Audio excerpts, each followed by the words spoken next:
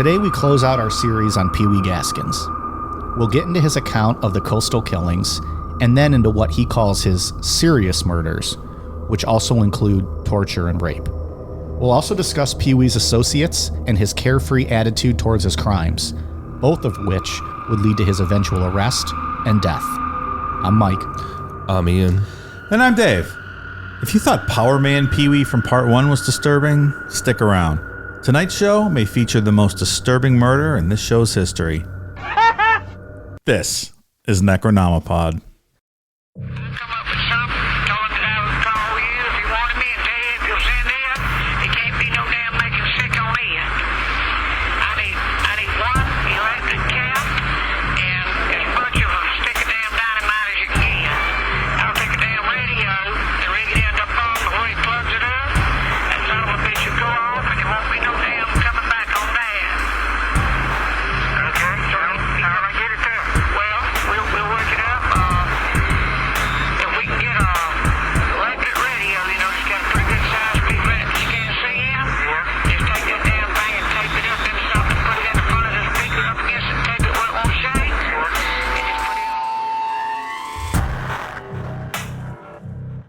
Was this guy 5'4", 120 pounds, maybe, soaking wet?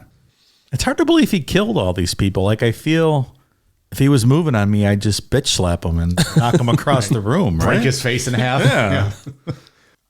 We're going to see in this episode, he does a lot of his killing when people aren't expecting it. And he's going to brag a lot. I mean, there's a lot of women. A few guys we'll get to, but it's like a kind of like a sneak attack.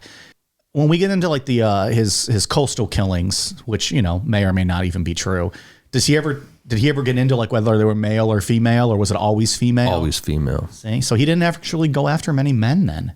That's smart. The only men he really got were men that he either knew or, we'll get into like maybe was asked to go get. Yeah.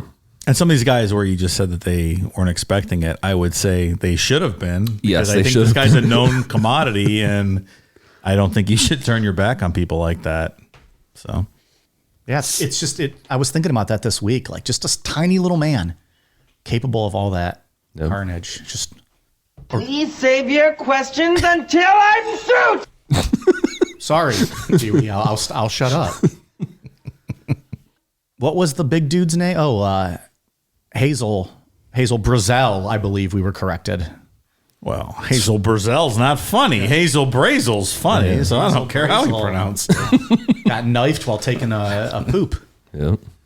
Couldn't even defend himself then. Even though sitting down on the toilet, he's probably still just as tall as Gaskins. So I don't know. Those are just things I was thinking about this week. I don't know what you guys had going on, but deep thoughts. About it for me. He also had Boss Paws. Boss Paws. So many fun names in this one. Mm. I wouldn't love getting your throat slit while you're taking a shit. No? It's a bad way to go out. It's very undignified. I agree. In my opinion.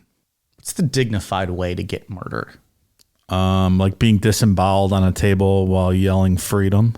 Oh, like Braveheart. Yeah. William Wallace had it right, man. It's crazy when you read about like all the stuff they actually did to him as opposed to like the way the movie portrays it. Like, it was way worse what they actually did to him.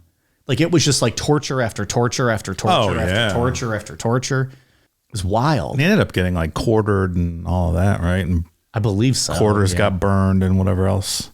Yeah, like it was not a great time to be alive back in those days. Like, what time period's that? Oh boy, I don't even know. 800s maybe, and I'm really guessing here because I don't remember. 7, 8, 900s, maybe later than that. 1200s. I'm gonna say between 750 and 1250. William Wallace passed away. He born 1270, died 1305. Yeah, it's a little bit later. Like, just the ways they invented to torture and kill people back then are just beyond the pale. They're crazy.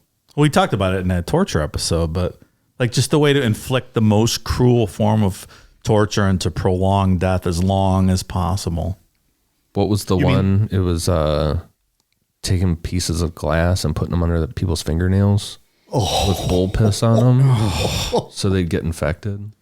I don't recall that one specifically, but that does not sound great. That one sticks in my mind for some reason. Oh, that would be awful. Like just putting a rat under a cup on someone's stomach, so it like just bored a hole through them. And I think we recently discussed that. That Roman woman, they put you on a boat like out under the sun and just put honey and stuff on you, that so one's you super cooked and were up. eaten by. I mean, just the most awful things. You want to know what else is torture? Making a man climb up into the electric chair. Like, how about you just belittle him some more before you kill him? Can I get a step stool? They have like one of those kids like booster seats that you get like at Applebee's or something. They have it in there for them just to make sure they can strap everything to them. I think we're gonna get into that here in about an hour or so, right? Are you kidding? All right. Anyways, let's wrap this bitch up. So where we left off on part 1, Pee Wee Gaskins was paroled in November of 1968 on the condition that he was to stay out of Florence County for 2 years.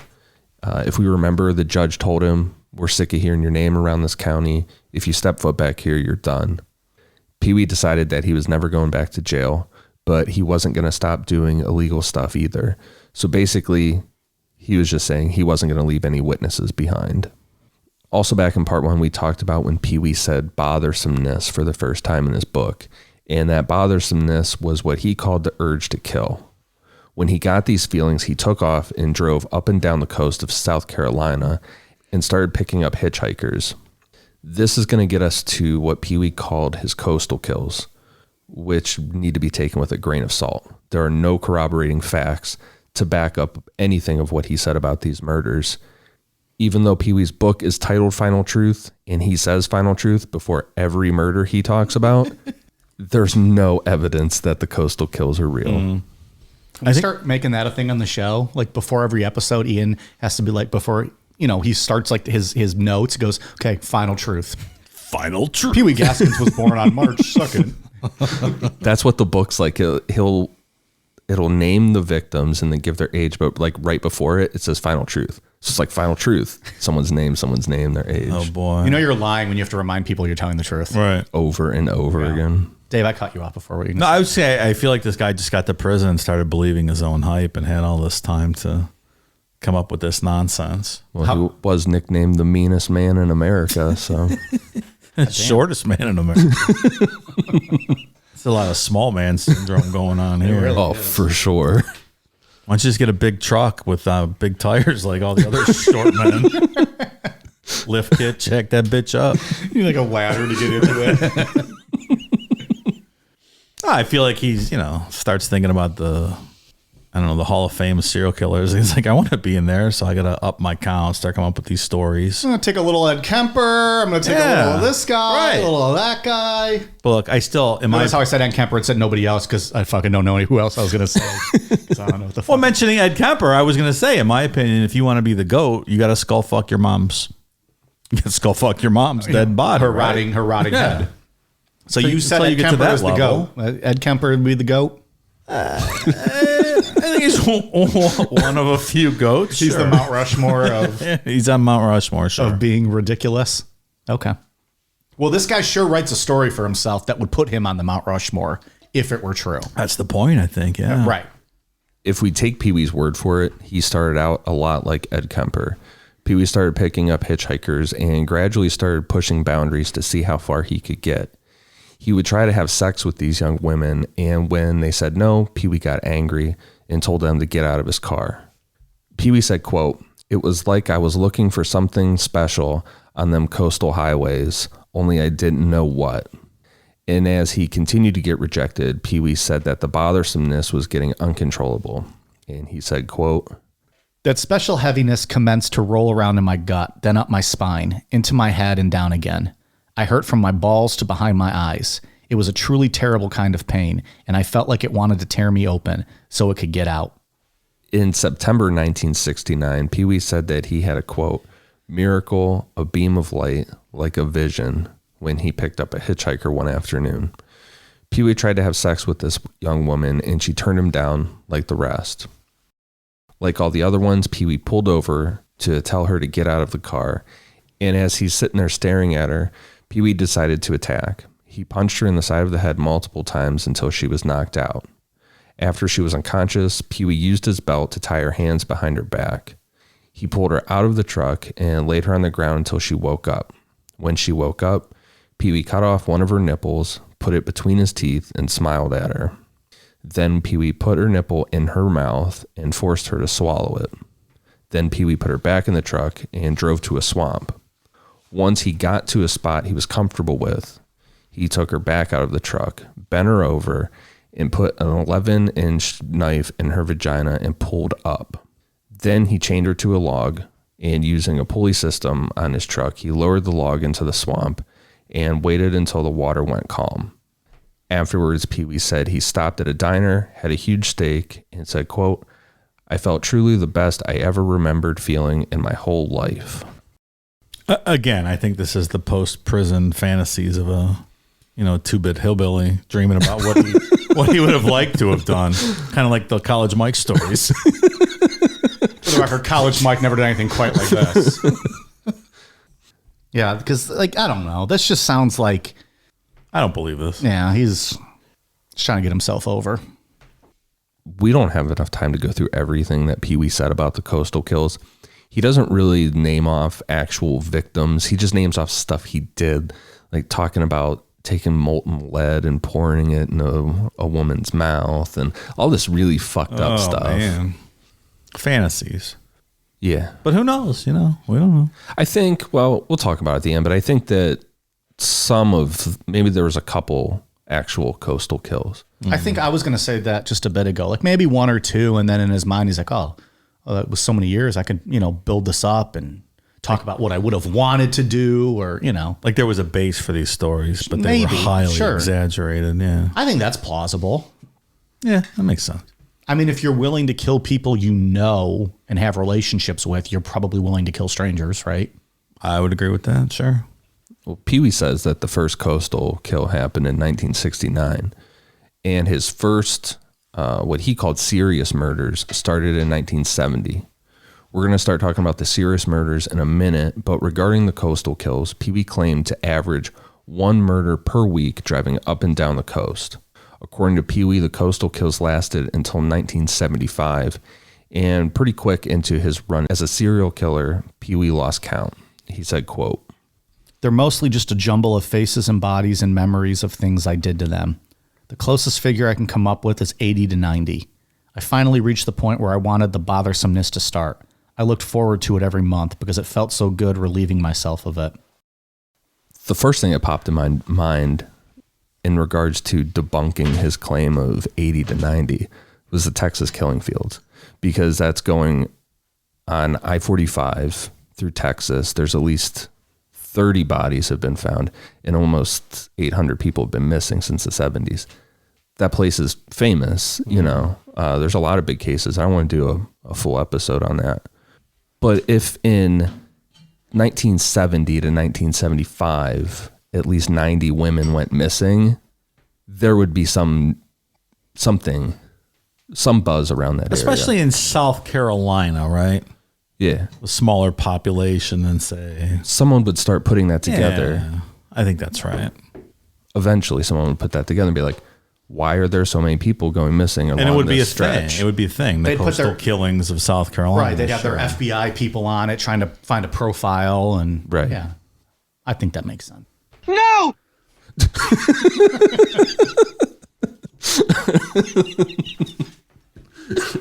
Thanks, Pee Wee. What's his name in real life? Pee Wee? Yeah. Paul Rubens. Does he do those videos? Oh, fuck. We should get him. Cameo? Yeah. I don't know. I would love it. Can you imagine? I fucking love Pee Wee Herman. Pee Wee Herman one just to plug Necronomipod. It'd be great. That would be so sweet. In the final truth, the only coastal kill Pee Wee gets specific about as far as remembering a victim's name was 16-year-old Ann Culberson, who he picked up near Myrtle Beach in 1971. Pee Wee said that he remembered her name because she was actually really nice to him. Pee Wee claims that he held her for 4 days where he raped her multiple times. Then when he got bored, he hit her in the head multiple times with a hammer, slit her throat, and threw her body in some quicksand. And that's pretty much the end of what we're going to talk about with the coastal kills. Like I said before, it's just wild fantasy, and he doesn't really give, any details about victims, just what he did to them. Agree. Who did he co-write this book with? Let me look up the author's name. Like, is this guy a legitimate author? Yeah, he is, and he was. We talked about last week. He got blackballed from the. Oh, good. I was going to say from the community. For okay, good, out. Yeah. Good, because this seems like a bunch of nonsense. Yeah, the guy stopped doing interviews and stuff. He just kind of disappeared. A-hole.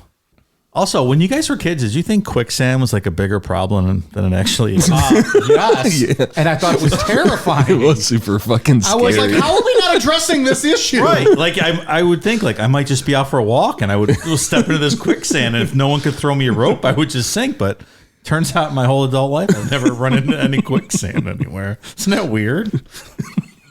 I think in reality, too, it takes a really long time to sink in quicksand. Like, it was represented in, shows like people just immediately sink below and they're gone. I'm like, holy shit.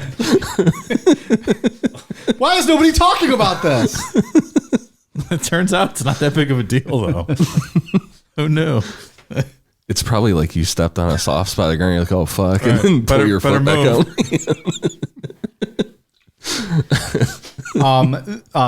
Gaskin's book was co-written by Wilton Earl with an introduction by Colin Wilson. I hope he got blackballed too.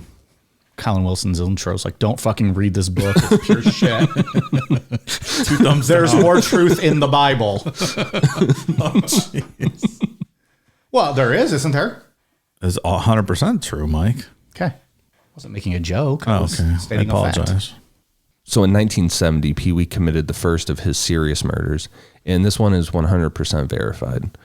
The first two victims were his 15-year-old niece, Janice Kirby, and her 17-year-old friend, Patricia Alsobrook. Pee Wee said that he ran into Janice and Patricia at a local bar, and Janice had drank too many beers and was on the verge of passing out. The girl she was with asked if Pee Wee could give her a ride home, to which he said sure. Janice's friend Patricia went with them in what kind of sounded like she wanted to make sure her friend was okay because Pee Wee is a known creep, which we know is a very accurate instinct on Patricia's part. Good job, Patty. Pee Wee was talking in his book that he had been fantasizing about raping his niece for a while at this point. I meant to do that. Oh, my goodness. Pee Wee took them to get some coffee to maybe sober Janice up, and not long after, Janice threw up. Pee Wee said he would take them back to his place so that she could clean up, but in reality, he took them to an old abandoned house that he knew about. Once they were in the house, Pee Wee put a knife up to Janice's throat, but Patricia came from behind and blasted Pee Wee in the head with a 2x4. The girls took off into the woods, but Pee Wee caught up, fired a warning shot in the air, and at gunpoint told them to get back into the house. Once back in the house, the girls fought back again, but this time Pee Wee pistol whipped both of them, knocking them both unconscious. At this point, Pee Wee put Patricia in the trunk of his car and left Janice in the house. He then went to another abandoned house that he knew about, and this one had a septic tank.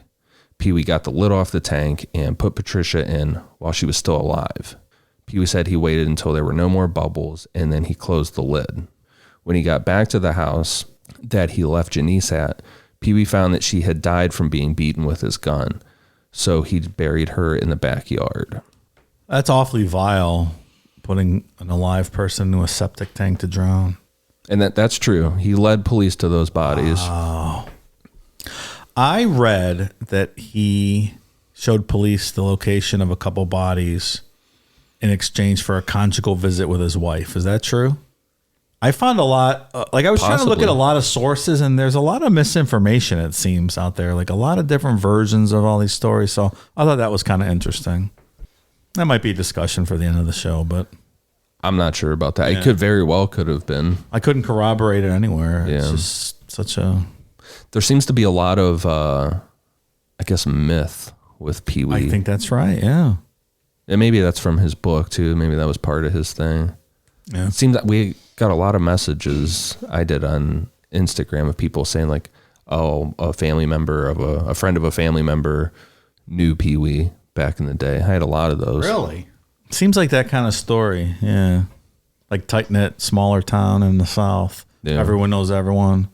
Everyone's kind of like a semi-criminal who knows everyone's business. Like they all have their toe in something. And Well, they all come from bootleggers, right? something like Okay, that. running Sure. from the law, getting those hot rods, souped up, racing them on NASCAR tracks. formation. Yeah. You said it, not me. Obviously, the police saw that Pee Wee was the last one to be seen with the girls, so they started pushing on him for info.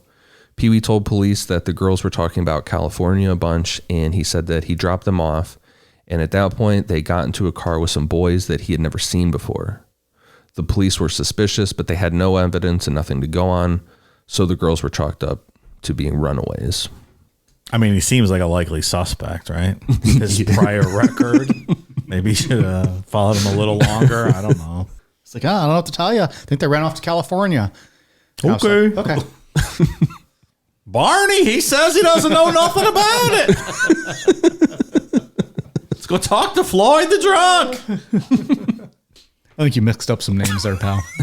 Wasn't Floyd he was the barber. Oh, it's Floyd the barber? Who's the drunk? I forget his name. Oh, close enough. Yeah. Sorry, my Andy Griffith trivia is not quite what it should be. I don't know either. I used to watch it all the time. It's a good show. I did not. So Old wholesome television. Plus Barney Fife is hilarious. Barney Fife is hilarious. He was never allowed to. He was allowed to carry his gun, but it wasn't allowed to be any bullets in it. He was funny on Three's Company too. That guy Don Knotts. Yeah, he really was. I didn't watch. He's a lot a of funny Three's Company, guy. but Don Knotts was good. Oh fuck! What's the drunk's name? I'm gonna have to look it up while you guys are talking. Go ahead, Ian. A month later, Pee Wee kidnapped, raped, and murdered 13-year-old Peggy Catino. Pee Wee said that Peggy had given him an attitude, a lot like the girl we talked about in part 1 that told Pee Wee he wasn't shit and he hit her in the head with a ball-peen hammer. Pee Wee said he let it go, but a couple days later, he was sitting at his favorite restaurant, the Crab Tooth, just dwelling on it, getting madder and madder. So to make sure that he had an alibi, Pee Wee went to a bar that he was a regular at in Charleston and made sure that everyone saw him.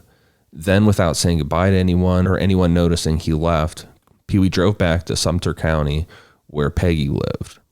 Pee Wee raped, tortured, and murdered Peggy and then left her body to be found on purpose. Peggy's case was given special treatment because her father was a senator, but Pee Wee was never taken serious as a suspect. A guy named William Pierce went down for the murder, but William Pierce was also a piece of shit. Like, he wasn't some innocent guy that was going down for this. He was on his way to life in prison for rape and murder that he 100% committed. I think that's pretty smart of him to go to the bar, see everyone, make yourself known, then just kind of slip out. It really is a good move. I mean, Yeah. He does it multiple times. it's a good plan. I just picture him going up to everybody, like tapping everybody on the shoulder, like, it's me, I'm here. Hey, how's it going? Yeah. Because like you don't want to make a big Absolutely. scene to where like everyone notices when you're not there, but like just enough that like everyone sees you, knows you're there. Yep. You're gone for a bit, and then you come back, and everyone's like, "Oh, hey, I Yeah. hadn't seen you in a bit." Right. Look, Andy, they saw him at the Crab Tooth. It wasn't him. It is Otis, by the way. Otis the drunk. Otis was the That's drunk. it. Yeah. Floyd the barber, Otis the drunk. Yeah. Couldn't have been Pee Wee, Andy. Barney the deputy, and obviously Andy the sheriff. Little town called Mayberry. maybe Opie killed her. That was for sure Aunt B, right? Even though Pee Wee had killed for sure 3 people, and if you believe the coastal kills, it's a lot more, Pee Wee wasn't keeping a low profile at all. He never stopped being a suspect in the disappearance of Janice and Patricia, but that didn't faze Pee Wee. He bought a Cadillac hearse and started driving it around town. Pee Wee put stickers on the hearse. One said, "We haul anything," and then he added the words alive or dead, and another sticker next to it that said, "Support your local sheriff." Now look, given the fact that it's him doing it, it's repulsive. But in general, that'd be fucking hilarious. Yeah. Just riding around town in a hearse you bought, off a lot somewhere, just with these ridiculous stickers on it. It's unbelievable. It's a little funny. He also attached a crank siren to the roof of the hearse, and he would crank it around town. specifically past his favorite bars to fuck with people, make them think the cops were coming. Not to be confused with my crank siren, which goes off every time Britney Spears has a new Instagram post. They've been pretty good lately. I know. She was naked all over the beach. Oh, to be that water, Dave. She looks pretty good, I got to admit. She still can't sing, but she looks pretty good. She can't really dance. She looks like she's been The dancing stung is by really a odd. bunch of wasps when she dances. Yeah. So anyways, check out her Instagram. You know, the interesting thing that I forgot to put in the outline is that Pee Wee was completely sober. He never drank alcohol. He was straight edge his whole life. Yep. No alcohol involved in any of this. So he's drinking Red Bulls up there at the crab tooth all night. No drugs either, I'm assuming. No, So he was- nothing. That's interesting. Sure. So yeah, he would just show up and have Coke and stuff at the bar and be doing this stuff sober. To be able Driving to do around this with- sort of stuff sober is a whole nother level, I think. Do we talk about a lot of guys who are addicts like when they do their killing? Or is it just people that, would drink and be social as, like you hear, I'll go back to him, but like Ed Kemper would drink at the bar with the cops, and who else was it? Was it Gacy would drink? Yeah, he always threw bars. parties and stuff. Yeah. Jeffrey Dahmer used to have to get blackout drunk to dismember That's people. right. That's right. I remember that. Did you guys know he was killed in prison? Oh yeah. I didn't know that until we did this show. What? Learn something new every day. Pee Wee was also going as far as to tell people that the reason that he drove a hearse was because he needed a lot of room to haul his murder victims to his private cemetery. Like he would just be like, "Oh yeah, it's because I kill so many people." Hiding in plain sight. And they're like, "Oh yeah, right, Pee Wee." Ridiculous. In March of 1971, Pee Wee committed another one of his serious murders, this time of 20-year-old Martha Ann Dix, who went by the nickname Clyde. Martha was a black woman who worked at the same auto garage as Pee Wee did, stripping cars. This area was insanely racist. Pee Wee talks about Klan rallies and shit in the book. There's some very offensive language being used in that book. In South Carolina? That doesn't make any sense. No. I don't believe it. And there's murders we're going to talk about that race was clearly the motivating factor, but Martha was different. And I don't know if it was like this thing where because she grew up in that town, she was just accepted, like she's one of us. But she was like one of the guys, and she would talk shit right back to everyone at the garage. Everyone at the garage fucked with Pee Wee because how it's told is that Pee Wee was hilarious when he got really mad. I bet he was. They'd piss him off and then do one of those things like you hold his head and he's just like swinging at the air. Let me go. I'm going to get you. I'm going to kick your ass. Like, sit the fuck down. You stand up on a desk and he can't get you. Put out mouse traps. He gets caught in them. So clearly being sarcastic, Martha started telling guys in the shop that her and Pee Wee were hooking up, which was getting under Pee Wee's skin. Then Martha bumped it up to that she got pregnant by Pee Wee and that the baby was going to have her last name, so it would be named Pee Wee Dix. That's pretty funny. Everyone thought it was hilarious. I'm a big fan of Martha. Right. So yeah, everyone thought it was hilarious, but it sent Pee Wee over. One night he lured Martha to that abandoned house on the promise of some weed and alcohol. Pee Wee said that he forced her to drink a drink that was spiked with some kind of poison. Then once Martha was dead, he weighed her down and sunk her in a nearby creek. This next one is confirmed as far as the two people we're going to be discussing, that they were murdered by Pee Wee. But there's two versions. This one that I'm going to talk about, and then Pee Wee's final truth. This is the part that we alluded to last week, so I think a disclaimer is probably good, right? Skip ahead a couple minutes. Yeah. Yeah, this is, and we said it how many times as we've done the show, like the worst case we ever talked about. But this particular description is pretty off the chart vile, and nothing worse comes to my mind. And again, we don't even know it to be true. It's just what he wrote in his book, but it's still just disturbing and fucked up. Yeah, we know that these two victims, they were definitely murdered by him. I guess so. There's a at least a 1% chance that what he wrote is true. I don't think it is. Yeah. Well, that's what I meant. His account of what went down. Right. And he swears up and down in his book that he wasn't racist and that killing Martha Dix had nothing to do with the fact that she was black.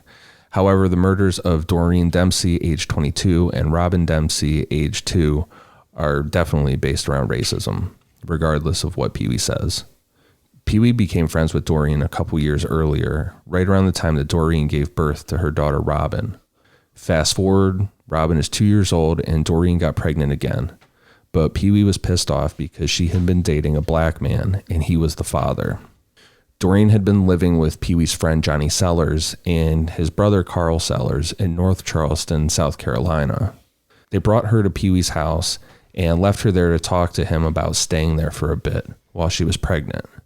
Pissed off that Doreen was having a second baby who was biracial, Pee Wee responded by walking her to his backyard pond where he drowned both Doreen and Robin. So that's fact. Well, that's what the police go off of, that version of events. But those two were murdered. So we're just going to get into what Pee Wee wrote about this in Final Truth. Skip ahead 5 minutes if you don't want to hear it. Yeah, it's a little bit lengthy. Probably like a page and a half worth just of, straight up just the text of what he wrote in his book. So, skip ahead a little bit if you don't want to hear it. If you want to stick around, stick around. You get to hear my voice. So, probably reason to skip ahead. But anyways, okay. For reasons that get apparent real soon, this here is the hardest murder for me to tell about. If the facts had got knowed too soon, my life would have been a pure living hell. But in the end, because the end is coming real soon for me, all my final truth gets told here, no matter what. So here it goes. I had known Doreen Dempsey a long time. Her stepdaddy and all his family worked with the carnival and lived in Sumter. That's how I got to know them. Doreen was adopted and give her folks an awful lot of grief. My wife had known her a long time before I ever did, and once when Doreen was on the outs with her folks about something, she came and stayed with us. That was when we lived in Sumter before we moved to Charleston, at about the time our son was born. And so Doreen helped take care of him then, first few months. Later, when Doreen got pregnant and went to that home for unwedded mothers in 1971, we went to see her. I guess you could say we was more than friends. In a way, she was like part of our family. Her and her little girl, Robin Michelle, used to come see us pretty often in Charleston, where they also lived. But we hadn't heard nothing from her since we moved to Prospect. Then one evening, Doreen, pregnant again, showed up in Prospect with 2-year-old Robin and a son of a bitch named Johnny Sellers, who I had some previous deals with. It was a cold night, real windy. Doreen and Johnny drank a couple of beers and stayed to supper. And I remember little Robin Michelle climbing on, quote, Pee Wee's lap after we ate. She felt special good. I took a lap blanket from the couch and put it around her, and she snuggled against me to keep warm.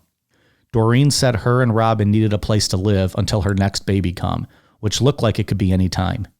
She said she was 7 months, but she looked more to me. I told her we just didn't have enough room in our little place for her and Robin and me and my wife and our son to all live. I suggested she ought to go back to Charleston or to help stepmama's house or to her stepmama's house in Sumter. Johnny Sellers said he had to go to Columbia later that night, so he couldn't take her nowhere. A few minutes later, he finished another beer and left. Doreen was real upset. I laid Robin Michelle on the sofa, real gentle, and tucked the blanket around her. Then I asked Doreen to take a walk with me. Once we was outside, I told her that I didn't want my wife to hear, but I had a trailer near Roper's Crossroads where she and Robin could live rent-free, and I would give her some money to live on, but I expected regular servicing in return. She hugged me and said she didn't know what I wanted from a big fat pregnant girl like her, but whatever it was, I could have it. Then we went back inside, and like we had arranged, she said she had decided to go back to Charleston on the bus and have her baby at Roper Hospital there. I told my wife I had given Doreen $20 and was going to drive her to the bus station. Doreen and Robin and me left in the hearse. After a few miles, I drove off the main road, closer to Johnsonsville than Prospect. And I told Doreen I wanted her to get naked and give me a blowjob. She hesitated because Robin was watching, but finally she said okay and crawled in the back of the hearse and took off her clothes, which was a real job for a girl that pregnant. Then I told her to hold her hands in front of her, and I put handcuffs on her. And she acted scared until I laughed and told her that it was just part of my sexy ways. She relaxed, and I told Robin to get in the back with her mama. And I got naked, and Doreen kneeled as best she could and commenced sucking. Then I reached over and picked up Robin and started taking off her clothes. Doreen stopped what she was doing and asked me what the hell I was up to. I didn't reply nothing. I just picked up the ball-peen hammer and popped her aside the head. She fell over sideways and lay still. Robin started sobbing. I had her and said for her not to worry and not to cry because Mama was just sleeping. She got quiet, and I finished undressing her and smelled her and tasted of her. Then I made her take up where her mama left off, which took a lot of forcing, but finally she did what I said. Then I lifted her up and slid her down onto me, which made her scream real loud. So I gagged her with her panties and duct tape. It was like something overpowerful was pushing me into that little thing. I couldn't stop. I needed real bad to feel my dick inside her, front and back. I choked her to death when I cummed in her ass. It was the best and most poweringest cum I ever felt. Doreen was still breathing. She was too fat for me to pick up and carry, so I tied a rope around one of her legs and dragged her out of the hearse to a spot that looked soft. And I dug a grave for her and her unborn baby and put them in it. Then I cut her throat and covered the hole. I found a spot just big enough for Robin under a tree slump and buried her there. I told my wife and Doreen's friends and family that I had took them to a bus station in Florence, and as far as I knew, Doreen and Robin were in Charleston. I never heard much else about them. Leastwise, the law never asked me anything about them. Well, that was something. How'd you feel reading that, Mike? Not pleasant. First of all, the guy can't write for shit. The words are all misspelled. He should be executed for grammar alone, regardless of what else he did in his life. Just his grammar should have him executed. I like to tell myself that that didn't actually happen and that he's just kind of exaggerating and you know, almost trying, which I guess is sick that he thinks this is tooting his own horn. Yeah. But I guess that just shows the level of, you know, depravity this guy had. But maybe the toughest thing I've ever read on this show. It's like a Serbian film there. Yeah. Have you ever seen? I'm starting to think the Serbian film is not for me. might not be. I don't want to watch it. I've never seen it. I haven't either. Dave thinks it's a fucking comedy. It was a slapstick comedy. Come on. It was so ridiculous. I'm like, this has to be a comedy. This is so stupid. It's just so off the charts. That.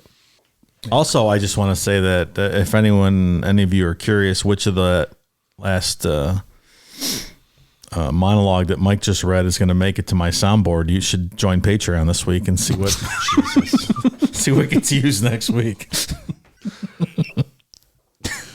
It'll be interesting to see based on the words I was forced to say. Cummingest. That's Cummingest. That's going to the soundboard for sure. Was it Cummingest? Is that not right? Poweringest? Oh, poweringest cum. That's right. Yeah. That was my most poweringest cum. Jesus. So I don't know. Yeah. I'm not buying it. I think it's a nonsense. Yeah. I don't know if I'm not buying it because I don't want to buy it or if I just truly don't believe it. But either way, like just... I mean, regardless of how or what, he murdered a 2-year-old girl because her body was found in the tree stump, like Pee Wee said. And I have a question, though. Was it found... Like, his story was that he drowned him in his pond in his backyard? That's what the police thought. As far as I know. They didn't find him in the backyard, right? No, they found them in the stump and in... So even if he did drown him in a pond in his backyard, then he moved them miles away and buried him somewhere else. Right. Okay. I mean... This wife sounds like our friend Jerry Bruto's wife. Not really... not sure what's going on with her. I had no idea. Not really paying attention, though. I honest to God forgot he was married. I mean, he even mentions her in what I read. Yeah, and as I'm reading, I'm like, God damn, he's still married. 6 times. That's right. Lots of wives. Lots of 13-year-old wives, I believe. Yes. All right, well. Starting to think this is not a very nice man.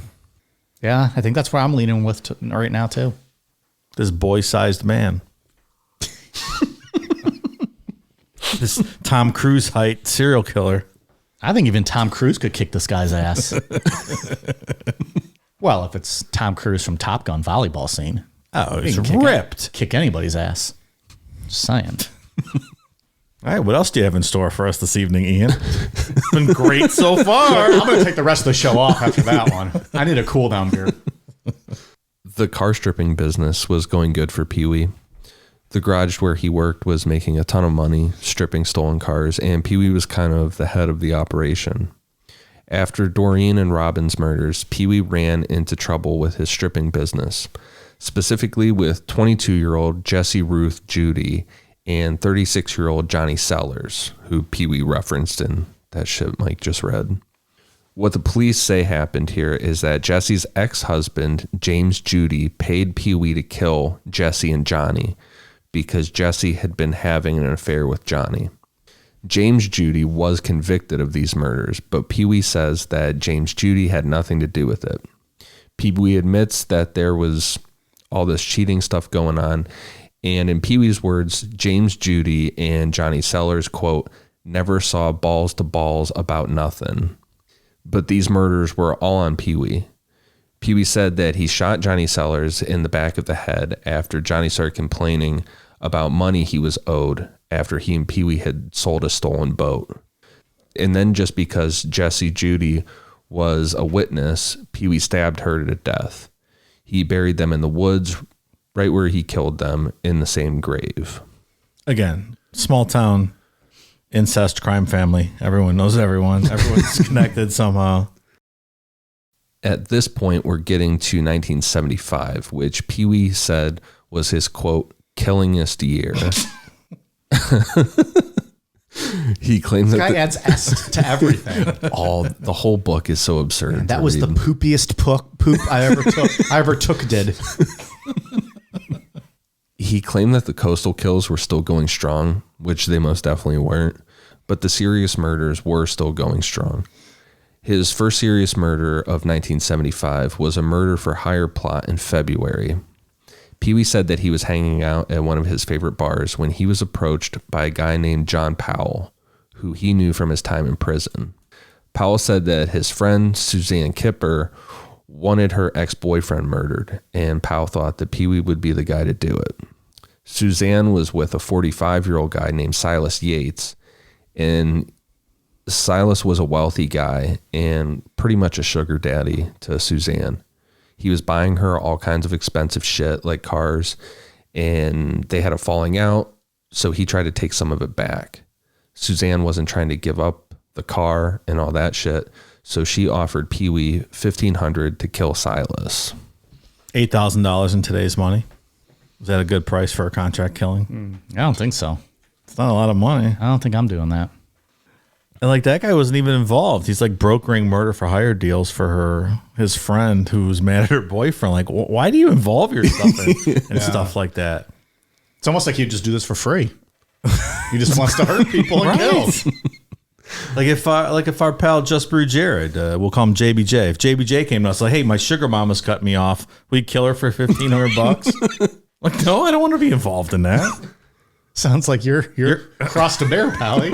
You deal with that. You're our homie, but we don't want to be involved in your murder for hire plots. Might help you bury the body after the fact, but that's a different story. Yeah. That's an accessory after the fact. It's a lot less severe. I would be puking like Henry Hill.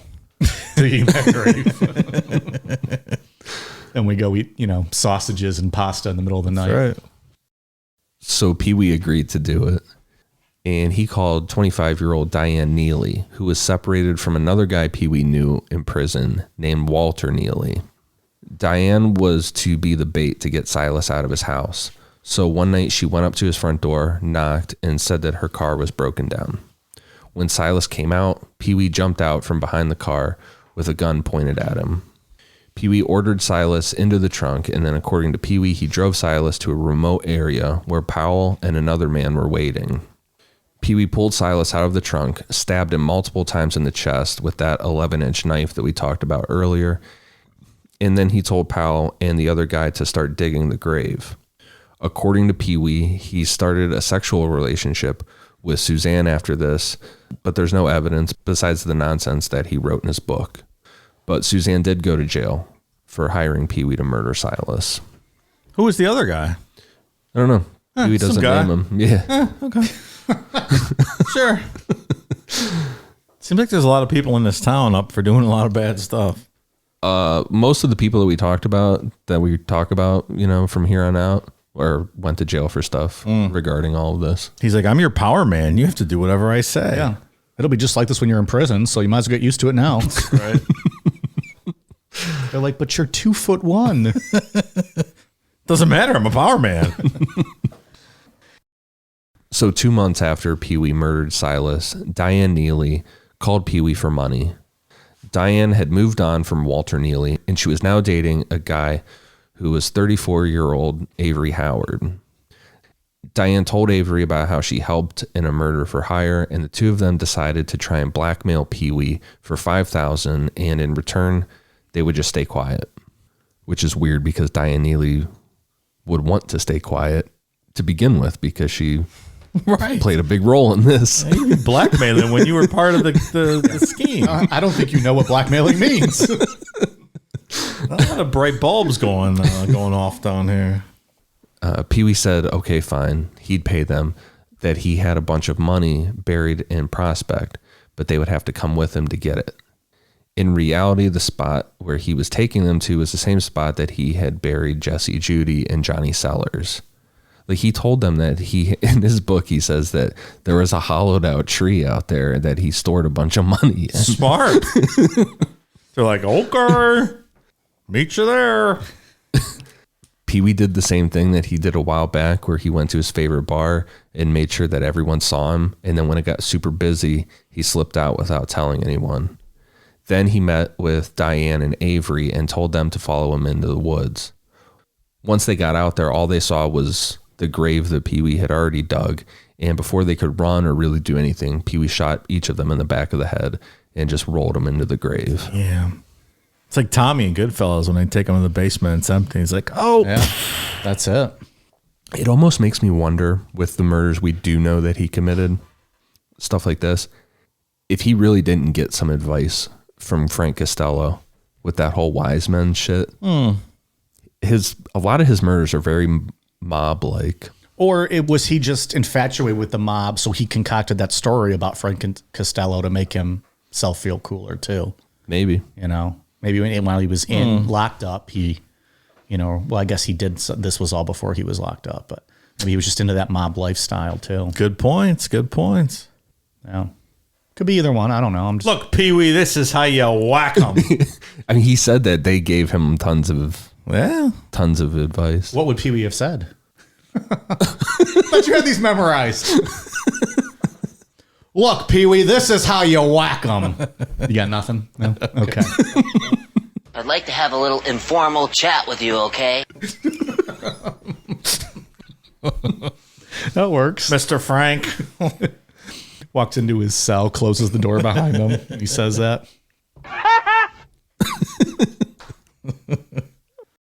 Not long after this, Pee Wee continued his serious murders with 13-year-old Kim Gaskins. Like the 12-year-old girl in part 1, Kim lived next door to Pee Wee, and he was always hitting on her. One day, she very sternly told him to fuck off, to which Pee Wee kidnapped, raped, and murdered her. Pee Wee then buried her body next to Silas Yates. Kim's father and one of her teachers knew this wasn't like her to just run away, so they pushed the police enough that they started looking into it as an actual missing persons case. And at that point, police started to take the shit that Pee Wee ran his mouth about a little more serious. Probably about time. Well overdue, yeah. The last 2 murders Pee Wee would commit for sure before he was arrested were the murders of Dennis Bellamy, age 27, and John Knight, age 15. The 2 of them were half-brothers, and Dennis Bellamy was the biological brother of Diane Neely. I see you shaking your head. Everyone's related. So Dennis Bellamy was the biological brother of Diane Neely, who Pee Wee had already murdered. Dennis and John Knight broke into Pee Wee's garage where he was doing all this illegal shit, and they stole almost everything. So Pee Wee called Walter Neely, and within this web of terrible people, Walter Neely is at the root of how all of these people knew Pee Wee. We said earlier that Pee Wee knew Walter from prison, but specifically, Pee Wee said that he was Walter's power man in state prison. I'm your power man. So Pee Wee was sexually assaulting Walter Neely. Oh my God. The whole power man thing. So they emptied out his whole garage and stole everything he had. This 15-year-old kid and the brother of Diane Neely. Right. Are you kidding? My garage is empty. I kept thinking about that all week last week. Like, what if Pee Wee's Big Adventure was this story and Pee Wee Herman played Pee Wee Gaskins? Great. Be a hell of a movie. That's some deep storytelling. I'm trying to slit your throat.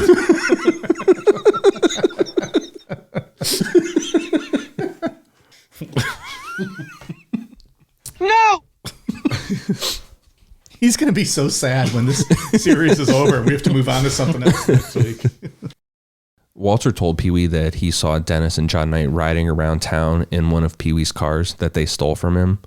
So Pee Wee came up with a similar plan to when he killed Silas Yates. Pee Wee used Walter as bait. He told Walter to go tell Dennis and John Knight that Pee Wee wasn't mad. He actually wanted to reward them for having the balls to rip him off. Oh, good story. They're like, okay. Jesus. Walter told the two to meet him and Pee Wee at Pee Wee's house. After they hung out for a bit, Pee Wee asked Dennis to ride with him and Walter to check out a possible location to build a new garage. In reality, Pee Wee and Walter took Dennis to the spot in the woods where Pee Wee had been burying all these bodies. Pee Wee took out his flashlight and told Dennis to look off into the distance. Like see that building out there? Look real hard. You'll see it out there. And while Dennis was looking, Pee Wee shot him in the back of the head. Oh my! But wait, there's more. Pee Wee and Walter went back to Pee Wee's house where John Knight was just hanging out eating food. Pee Wee told John that Dennis was excited about the new location and wanted John to come see. When they got there, Pee Wee pulled the same shit, told John to look in the distance for the building, and then shot him in the back of the head. This was the first time that Pee Wee ever had a witness like Walter, and Pee Wee actually liked Walter and didn't want to kill him. So Pee Wee decided to test Walter to make sure that he could trust him. First, Pee Wee made Walter dig the grave for Dennis and John. As he went forward with his test, he said he started this one off because if he fails the other test, the grave's already dug for his body. Smart. Multitasking. Guy's all about logistics. I can respect that. Once the grave was dug, Pee Wee shined his flashlight a little ways away and said, "That's where I buried your ex-wife Diane and her boyfriend Avery." Pee Wee then told Walter the whole story of the blackmail and all that shit and asked Walter if he thought Pee Wee did the right thing. Walter said Pee Wee was in the right. The only thing Walter said that he was upset about was John Knight because he was 15 years old. He was like, the kid really didn't do anything. Yeah. And so at that point, they buried Dennis and John's bodies. After this, Pee Wee and Walter stayed up all night talking, and Pee Wee started confessing to all the murders and telling Walter exactly where all the bodies were buried. Not surprisingly, Pee Wee didn't say anything about the coastal kills. He just talked about the 13 that we know for sure, which puts more weight to the theory that he just sat in prison for 8 years coming up with all this shit. Yeah, sure.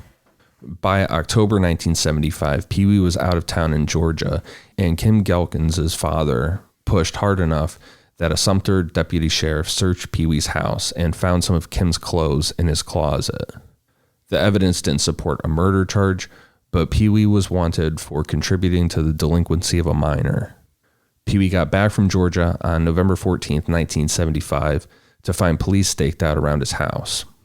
Pee Wee took off to the local bus station, but the police grabbed him before he could get on a bus.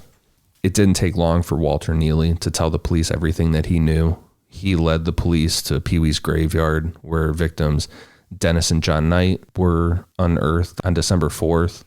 A day later, diggers found the bodies of Johnny Sellers, Jesse Judy, Avery Howard, and Diane Neely.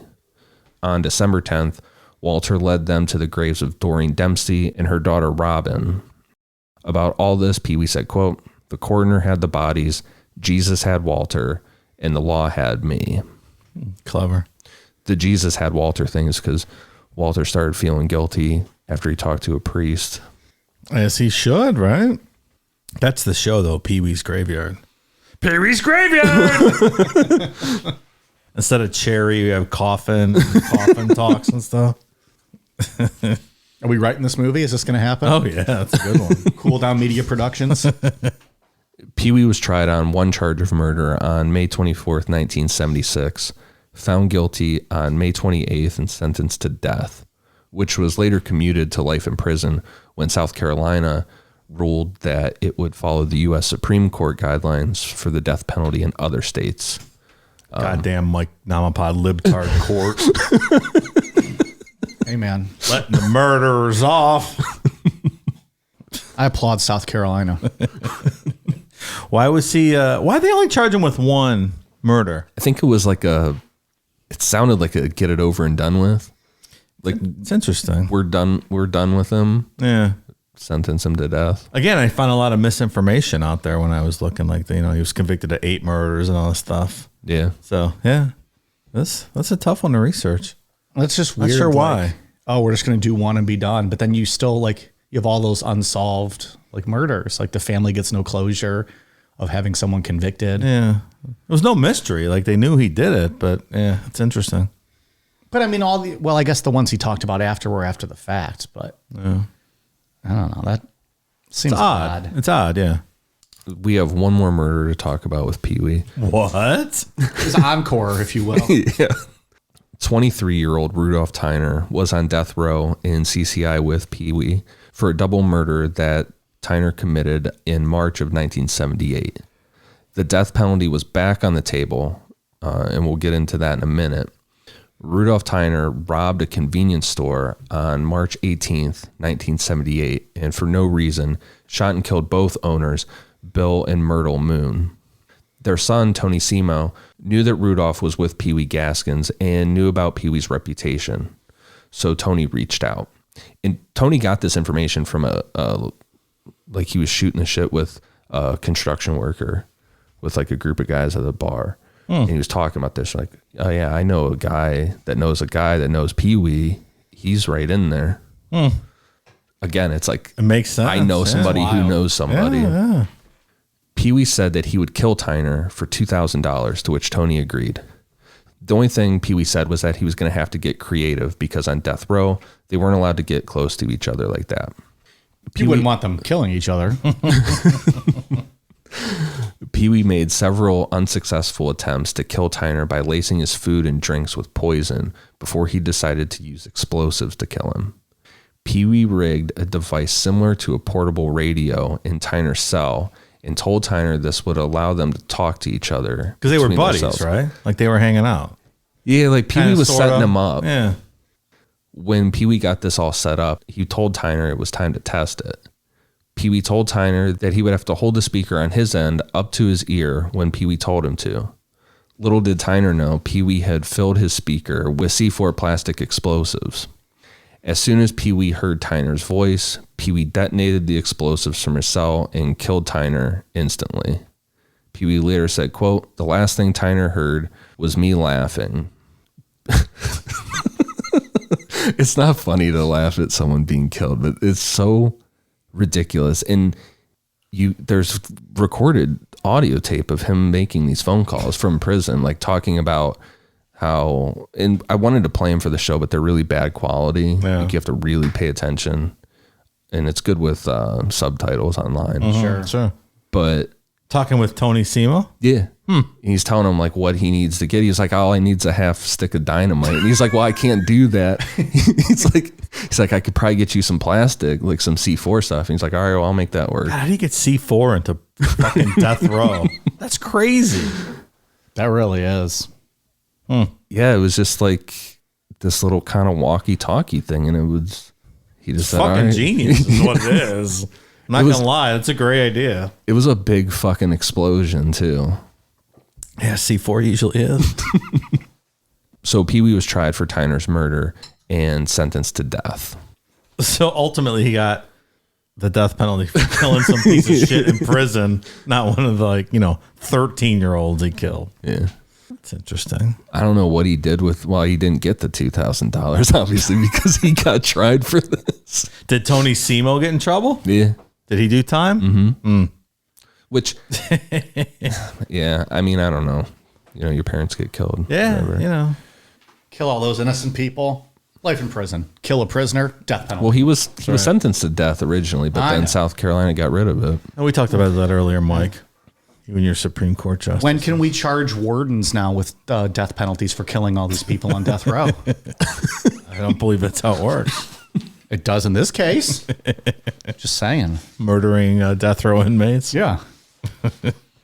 About his credibility as far as the coastal kills and things like that went, Pee Wee wrote, quote, "My final truth is the truth. Theirs is the lie. It don't really matter what wardens and lawyers and judges and prosecutors decide to call something. If it looks like an asshole and it smells like an asshole, it's good for only 2 things. 3 at most." I'm having a really hard time. 3 at most. What's the third thing? Well, Shitting, fucking, and licking? farting. Maybe. I don't know. Cornholing? Cornholing. I remember it's his past. He grew up on it. Pee Wee was executed on September 6, 1991 at 1:10 a.m., where he had to climb into the electric chair because it was too big. His last words were, quote, "I'll let my lawyers talk for me. I'm ready to go." Oh, I thought it was going to be, hey, can I get a boost? A step stool, anyone? And that is Oh, boy. Pee Wee Gaskins. You know what's interesting? I read that he tried to slit his own wrist and kill himself in prison that same day. Really? And he failed, though. So they bandaged him up and had him climb into the electric chair. He talks about it in his book that he contemplates whether or not to kill himself and stick it to the law one last time. Or his book is for real like a stream of consciousness from a complete piece of shit person. It reads that way with just the little sample we've had. I tried to find a last meal. Couldn't find it anywhere. Really? It's not in my little handy-dandy guide upstairs, and I spent a little bit longer than I should have trying to find it somewhere, and I could not find the last Why are meal. last meals not documented better? They usually are. Like in Texas and Florida for sure, but I don't know, South Carolina, maybe they don't publicize probably it. Fucking send the bills back to their families. Hey, you owe us for this. I could not find it. Fucking homie had a bucket of KFC and a whole cheese pizza, so you owe us, $26.99. I also read an interview with one of his attorneys who said Pee Wee was, quote, well-spoken. I said, He was, huh? really? Sure didn't translate into his writing. It's a crackerjack law degree if you think this fucking clown is well-spoken. Seriously. But maybe his written word in his defense is not as well as his spoken word. I don't know. Are there not any interviews with him? Like, can you Just those audio recordings of the prison calls. But he talks like that. Not well spoken. Yeah, I mean, he talks like how he reads. Interesting. And he's kind of like a higher pitched. He's got that real southern. We laughed a lot during these the episodes, but it was more the Pee Wee Herman type stuff. I mean, this guy's a fuck. Yeah. This is some terrible stuff.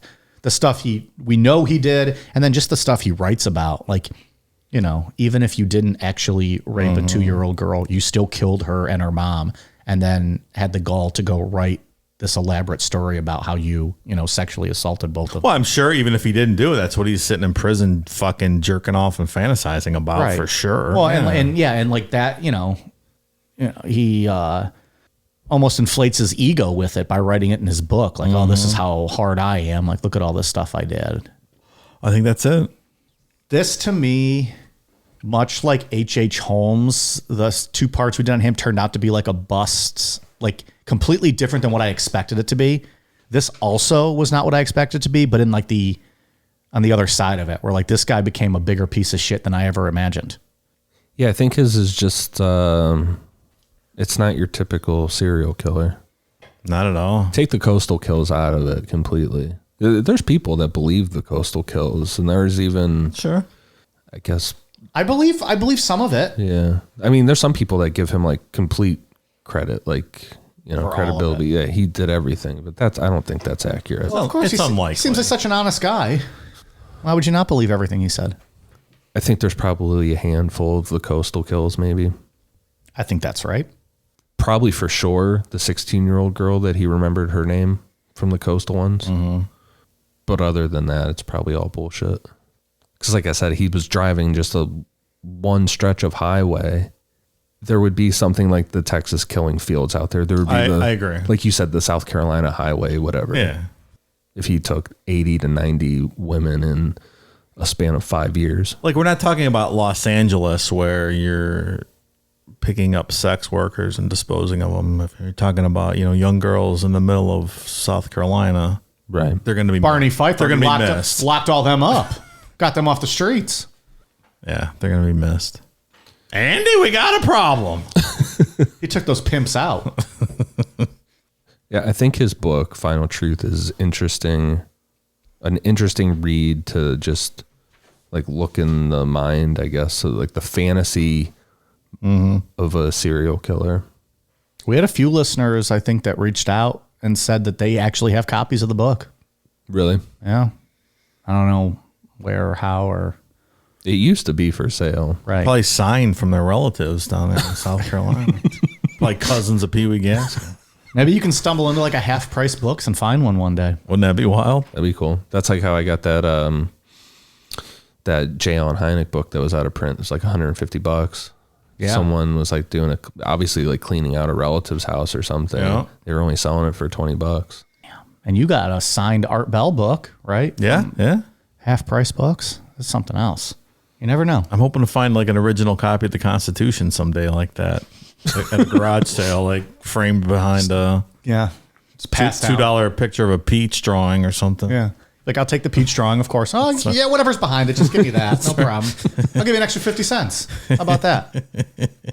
Fucking Nicolas Cage and National Treasure. Right. So I love it. I love that movie so much. But both of them are really So good. good. They're really good. I've never seen those. Really? Wow. Might be the only good thing Nicolas Cage has ever done. I don't know about that. Let's not get carried away with ourselves. What? Because Con Air is so good.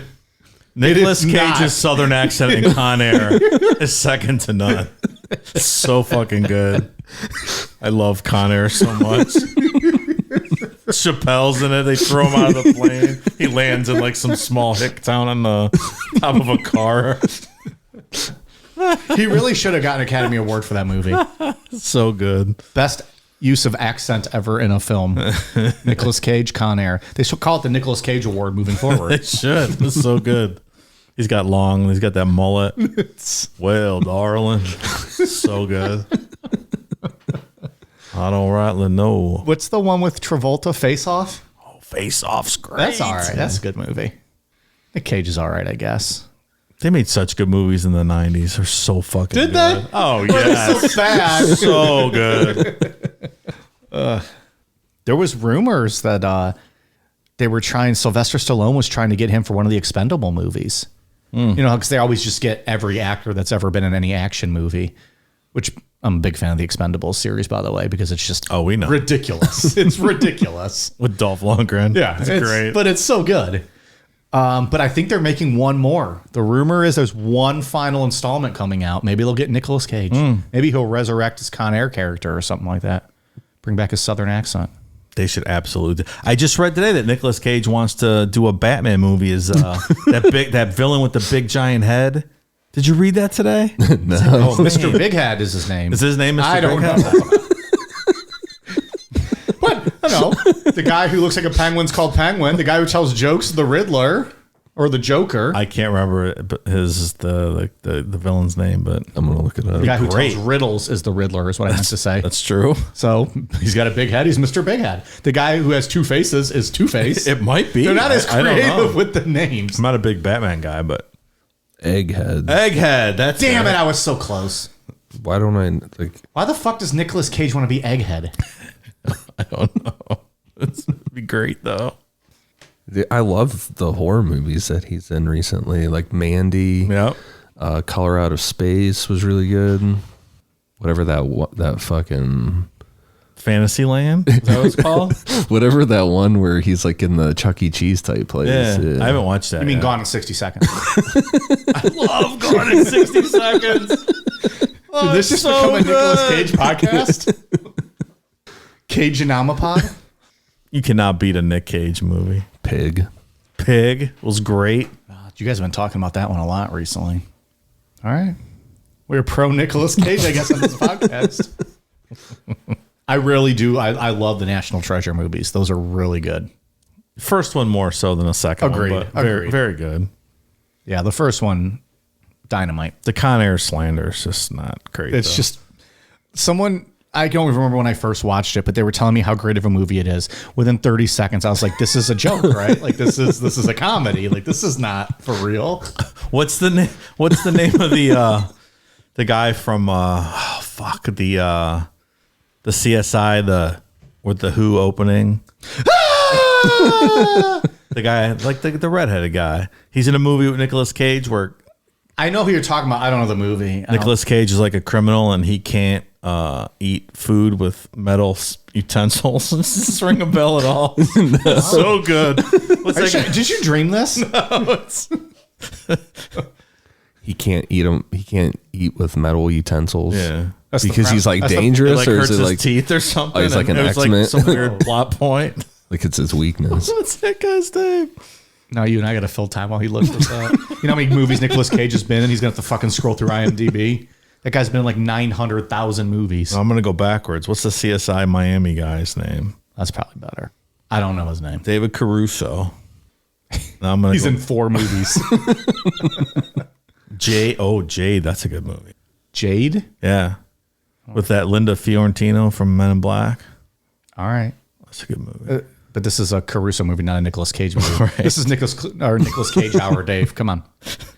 Well, I tried to work backwards. I thought it'd be quicker. How many fucking movies is this guy in? He did a lot. I apologize. I can't find it. Maybe type in they're both in their names. Yeah, just type in both their names on Google like a normal person would probably have done, but I didn't even think of that either. Kiss of Death. That was easier. That was good. Kiss of Death. 1995. And it's about a Told man. you 90s, man. It's about Best a man movies. who can't use silverware. That's what you're telling me right now. He's a criminal for whatever reason. He didn't like to eat silver. He didn't like metal Well, silverware. then be like fucking all the rest of us. Go to Chipotle, get your bag, and fill it with forks and napkins, and go home. They have good It's all solid plasticware. plastic cutlery at That's- Chipotle. Any decent human being goes to Chipotle and leaves with sackfuls of cutlery and napkins. Smart. You need a tissue? Here's a Chipotle napkin. You need to clean up after a meal? Here's a Chipotle napkin. You need to wipe your ass? Here's a Chipotle napkin. All right. Final thoughts on this? I like how we ended the show here. I don't know. I didn't really know much about this case, I guess, in depth. It was, I don't know, the guy's just more or less a criminal, just killing people in the course of his criminal activities more than a predator serial killer, it seems like, Yeah. to me. I don't think there was any bothersomeness or any of that shit. Like he Yeah. had this urge to kill. And I think he got a lot of time to kill in prison, and yeah. you come up with stories because you know you're getting executed at some point. And you're like, this is how I want to be viewed by future generations Yeah. as a master criminal, you know, super predator kind of guy. And I just don't think that fits. I think a lot of it goes back to like that little man syndrome. Like he just loved being known as a hard ass and like a tough guy. Power man. Yeah, man. power man. I think that's right. I think that the boys' reformatory was a big issue into why he turned out the way that he did. Like getting his ass whooped and raped by in there. 20, what was it, 20 some guys? Yeah. It certainly didn't help. No. I mean, I know that he participated in a rape. He was already going on a path. Right. Maybe he could have been steered off that path. I don't know, but I mean, that could have been a place to do it. I would guess, you know, being out of reform school, you know, had it not been corrupt as it was with those kids fucking with them. It doesn't sound like that place was good for anybody. No. All right, got some patron shout outs. Ooh, there's a lot of funny business going on with these names this week. So from here on out, I am literally going to read what is written as their names. Isn't that what you're supposed to fucking do? What are you talking about? Here is what they have. I think it's Visby, Moon Zero Doom, Gabby Desheff, Speedway Raccoon, Evelyn Valleys, Brent April, Joshua Fanning, Mads, Joshua Foster, Brandy Gwynn, Gurpreet, Gabby, Zalo Molina, Cuckold King 69, Spencer Orr, Jen Buckley, Junior Ramirez, Dana, Shadow Devil 652, Abigail Kazel Berger, Mike's Massive Shaft typed this, Jim Jones Juice, Tanner L, Glizzy _ Goblin, Chelsea Lambert, Andrew Vickers, Patchy, Chantel Lazar, Pontus Burgemark, Haley Alanes, Allie Kells, Ash Slay, James Breton, those two hot girls at Freshly Brewed Noir, Ashley, Trudy May, Queef Steam,